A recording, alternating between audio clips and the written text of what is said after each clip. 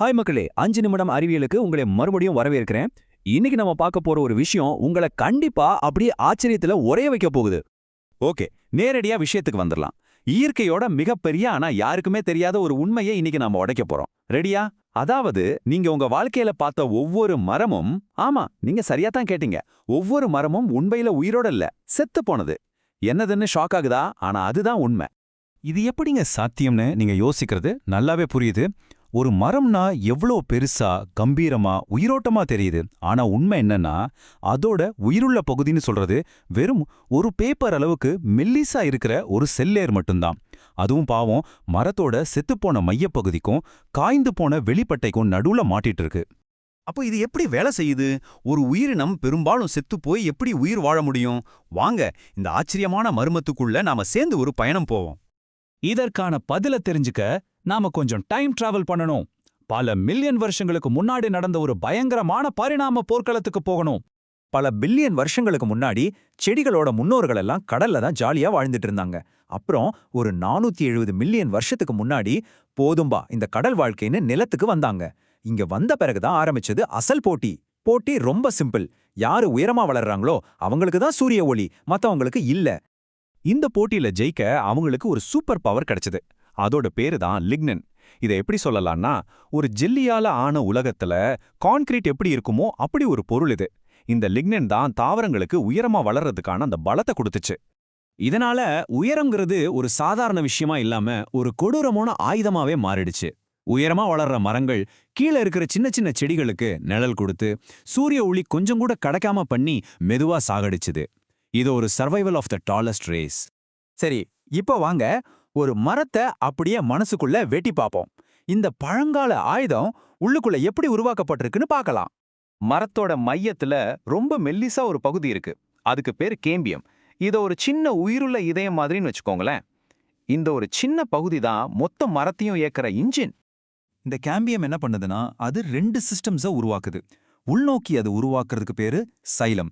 இதுதான் கொஞ்சம் கொஞ்சமா செத்து போய் கெட்டியான மரக்கட்டையா மாறுது. அதே சமயம் அது வெளிநோக்கி ஒரு லேயரை உருவாக்குது பாருங்க, அதுக்கு பேரு ஃப்ளோயம். இதுதான் மரத்தோட அந்த உயிருள்ள மெல்லிய பகுதி. இந்த சைலம் செல்கள் தன்னைத்தானே அழிச்சுக்கிட்டு ரொம்ப கெட்டியான இறந்த குழாய்களா மாறிடும்.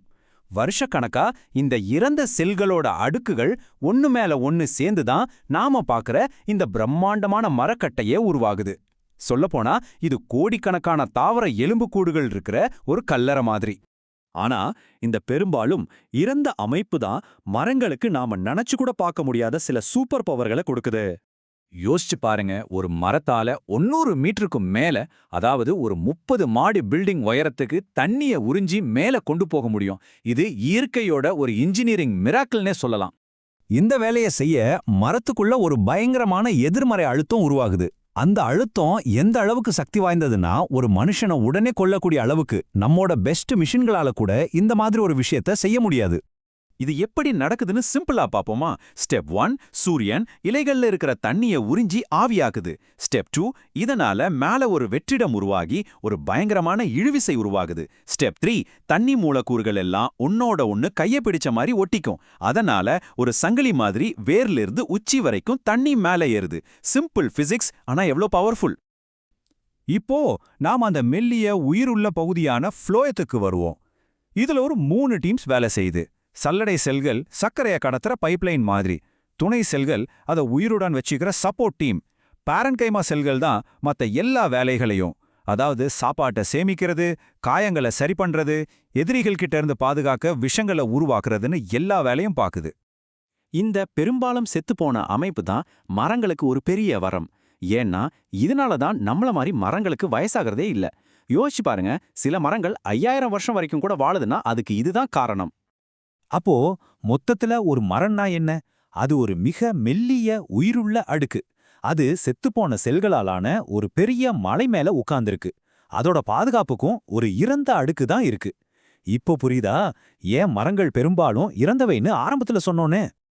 இந்த முழு விளக்கமும் நம்ம மனசுல ஒரு பெரிய கேள்வி எழுப்புது இல்லையா? மரங்களே பெரும்பாலும் இறந்தவைனா அப்போ உண்மையிலே உயிருடன் இருக்கிறதுனா என்ன? அதோட உண்மையான அர்த்தம் என்னவா இருக்கும்? இத பத்தி நீங்க என்ன நினைக்கிறீங்க? இந்த விளக்கம் உங்களுக்கு பிடிச்சிருந்தா மறக்காம அந்த லைக் பட்டனை தட்டி விடுங்க, உங்க நண்பர்களுக்கும் ஷேர் பண்ணுங்க. இன்னும் இது மாதிரி நிறைய விஷயங்கள் தெரிஞ்சுக்க சப்ஸ்கிரைப் பண்ணுங்க. உங்க கருத்துக்களை கீழே கமெண்ட்ல சொல்லுங்க. நாளைக்கு இதே நேரம் சந்திப்போம். பாய்.